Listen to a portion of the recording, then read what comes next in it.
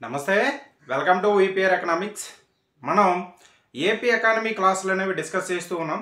ఈ AP economy సిలబస్లో భాగంగా మనకి పారిశ్రామిక రంగం గురించి కూడా ఇవ్వడం అనేది జరిగింది. ఇండస్ట్రియల్ సెక్టార్ గురించి ఇచ్చారు. సో కాబట్టి మనం ఇండస్ట్రియల్ సెక్టార్కి సంబంధించినటువంటి వీడియోలు అనేవి చేస్తూ ఉన్నాం. ఇప్పుడు ఈ వీడియోలో ఈ పారిశ్రామిక రంగం అనేది ఆంధ్రప్రదేశ్ యొక్క స్థూల ఉత్పత్తిలో స్థిర ధరలో ఎంత వాటాని సమకూరుస్తుంది, అదేవిధంగా ప్రస్తుత ధరలో ఎంత వాటాని సమకూరుస్తుంది, అదేవిధంగా ఈ పారిశ్రామిక రంగం అనేది స్థిర ధరల్లో ఎంత వృద్ధి రేటు సాధించింది, ప్రస్తుత ధరలో ఎంత వృద్ధి రేటు సాధించింది అనేటువంటి అంశాన్ని మనం ఈ వీడియోలో డిస్కస్ చేద్దాం. మన ఆంధ్రప్రదేశ్ యొక్క జిఎస్డిపి అనేది కరెంట్ ప్రైసెస్లో కానీ మనం చూసుకున్నట్టుగైతే, కరెంట్ ప్రైసెస్ అంటే ప్రస్తుత ధరలు. ఈ ప్రస్తుత ధరలు అంటే ఏంటంటే జిఎస్డిపి అంటే గ్రాస్ స్టేట్ డొమెస్టిక్ ప్రోడక్ట్, మనకి స్థూల రాష్ట్ర ఉత్పత్తి అని చెప్తాం. ఈ స్థూల రాష్ట్ర ఉత్పత్తిని మనం రెండు రకాలుగా లెక్కిస్తాం. ఒకటి ప్రస్తుత ధరలో లెక్కిస్తాం, రెండు స్థిర ధరల్లో లెక్కిస్తాం. ప్రస్తుత ధరల్లో లెక్కించడం అంటే ఎలా లెక్కిస్తాం?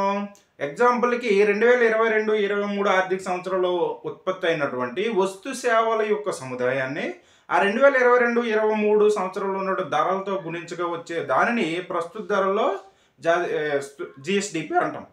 అలా కాకుండా ఈ 2022-23లో జరిగినటువంటి ఉత్పత్తిని, వస్తు సేవల యొక్క ఉత్పత్తిని ఆధార సంవత్సర ధరల్లో గుణిస్తే వచ్చే దానిని మనం స్థిర ధరల్లో జిఎస్డిపి లేదా కాన్స్టెంట్ ప్రైసెస్లో జిఎస్డిపి లేదా వాస్తవ జిఎస్డిపి అంటాం. మనం ఈ జిఎస్డిపి అట్ కరెంట్ ప్రైసెస్ ప్రకారం ఆంధ్రప్రదేశ్ మనకి ఆర్థిక సర్వే ప్రకారం 2022-23 ఆర్థిక సర్వే ప్రకారం చూసుకున్నట్టుగైతే 2022-23లో మనకి 13,17,728 కోట్ల రూపాయలు అనేది ఆంధ్రప్రదేశ్ యొక్క జిఎస్డిపిగా 13,17,728 కోట్ల రూపాయలుగా అంచనా వేయడం అనేది జరిగింది. ఈ వృద్ధి రేట్ ఏమో 16.22% అంచనా వేయడం అనేది జరిగింది. ఆంధ్రప్రదేశ్ యొక్క జిఎస్డిపిని ప్రస్తుత ధరల్లో 13,17,728 కోట్లుగా అంచనా వేశారు. వృద్ధి రేట్ ఏమో 16.22% అంచనా వేయడం అనేది జరిగింది. అదేవిధంగా 2021-22 సంవత్సరంలో అయితే 11,33,837 కోట్లుగా అంచనా వేయడం అనేది జరిగింది. 2021-22లో అయితే 11,33,837 కోట్లుగా అంచనా వేశారు. వృద్ధి రేట్ ఏమో 18.5% అంచనా వేయడం అనేది జరిగింది.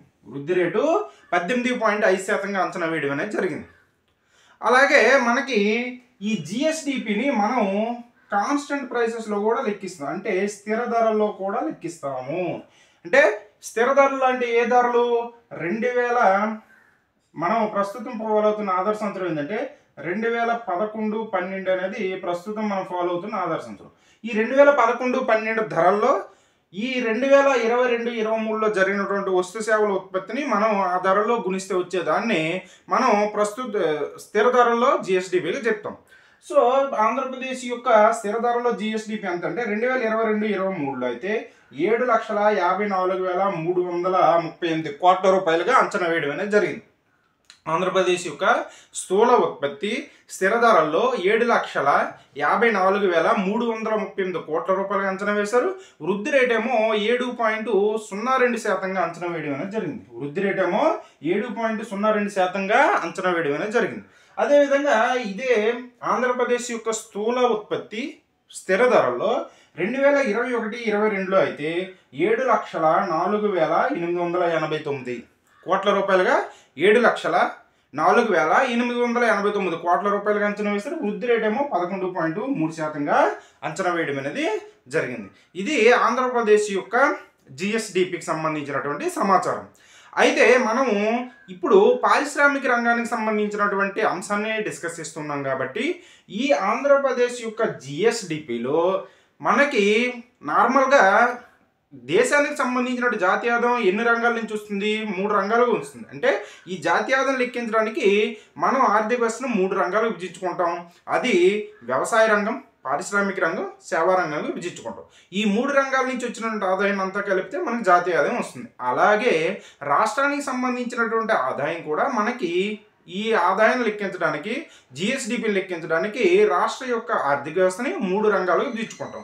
అది ఒకటి మనం వ్యవసాయ రంగం, అదేవిధంగా రెండోది పారిశ్రామిక రంగం, 3 సేవా రంగానికి విభజించుకుంటాం.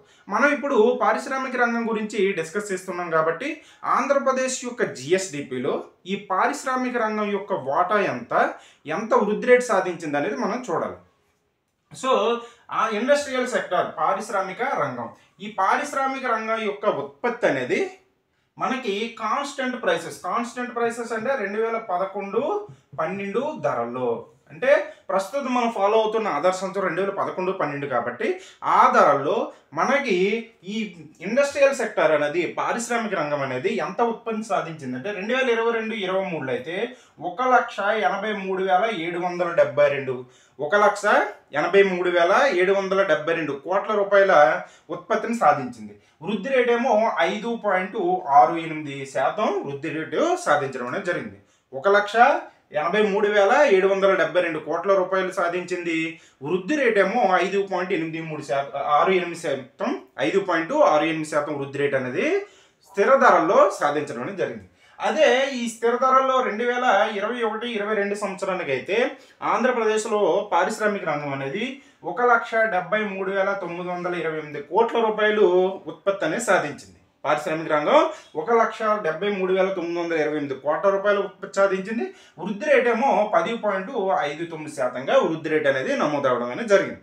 అలాగే ఈ పారిశ్రామిక రంగం యొక్క ఉత్పత్తి మనం ప్రస్తుత ధరల్లో లెక్కిస్తే, అంటే ఏ సంవత్సరం ఉత్పత్తిని అయితే లెక్కిస్తానో ఆ సంవత్సరంలో ఉన్న ధరలతోనే వాటిని లెక్కిస్తే వచ్చేదాన్ని ప్రస్తుత ధరలు అంటాం. ఈ ప్రస్తుత ధరలో ఉత్పత్తికి మనం లెక్కిస్తే 2022-23 సంవత్సరానికి అయితే 2,83,821 కోట్ల రూపాయలు ఉత్పత్తిని సాధించడం అనేది జరిగింది.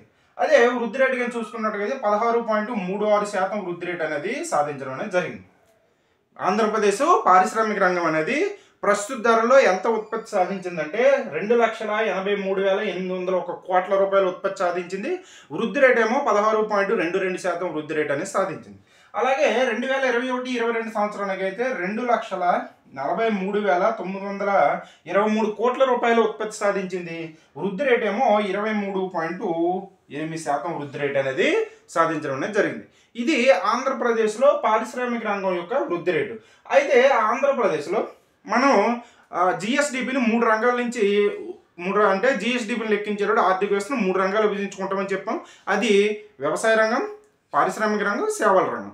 సో ఈ జిఎస్డిపి వచ్చినప్పుడు మొత్తం ఆదాయం మనకి ఈ 3 రంగాల నుంచి వస్తుంది కాబట్టి మొత్తం జిఎస్డిపిలు ఈ రంగాల యొక్క వాటాలు కానీ మనం చూసుకున్నట్టుగైతే చూడండి, పారిశ్రామిక రంగం యొక్క వాటా 2022-23లో జిఎస్డిపిలో 23.36%గా ఉంది. 23.36%గా ఉంది.